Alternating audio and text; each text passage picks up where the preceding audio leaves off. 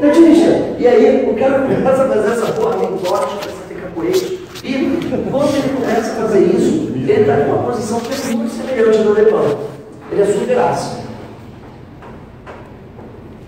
Então, para ele, tudo que não é ele é comunista. É por isso que a própria Câmara dos Deputados trata o Jair Bolsonaro como um meme. Ele se trata como um meme. Ele se trata como um meme, só que ele não tem consciência disso. Isso é sério, ele é burro. Ele é muito burro. Sabe por que ele é muito burro? Porque se ele fosse um cara que nem a Alepã, que se trata como um pequeno meme, mas ela tem consciência de que o pai dela tem um histórico, por exemplo, de negar o Holocausto. O pai dela fundou um partido, não foi? Não.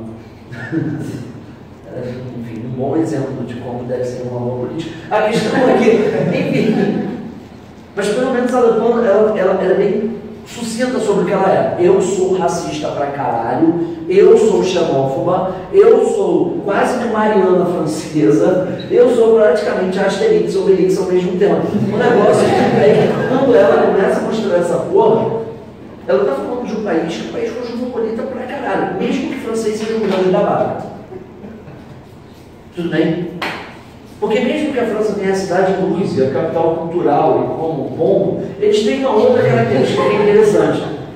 A França é o berço do iluminismo. Sacou? Só que ela não é só o berço do iluminismo, ela é o berço da liberdade de expressão. Isso é importantíssimo para vocês não esquecerem.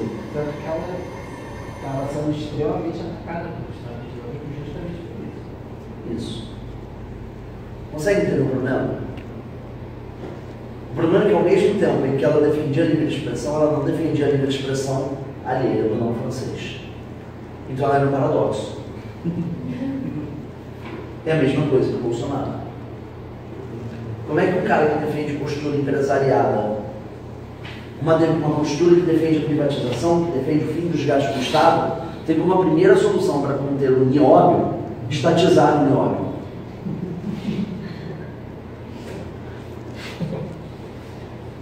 Consegue entender? Existe um artigo da BBC que foi lançado essa semana que mostra exatamente por que isso acontece. As frentes neofascistas e neonazistas que existem no nosso mundo hoje, e sim, isso é neofascismo, tá? Só para constar, elas têm uma característica muito semelhante à época do fascismo, do nazismo, do salazarismo, que é a seguinte: eles se aproximam dos dois lados, da esquerda e da direita. Então esses caras não são destros ou canhotos, eles são ambidestros quando os convém. Consegui entender o problema? Querem ver uma coisa divertida? O problema que a Alemanha estava enfrentando no período do Hitler, do Adolfo, era o seguinte: a Alemanha não conseguia ter um empresariado forte o suficiente para se erguer, então aquela mão invisível precisava ganhar uma coisinha, tudo bem, ao mesmo tempo que o Estado não tinha a menor condição de se estruturar.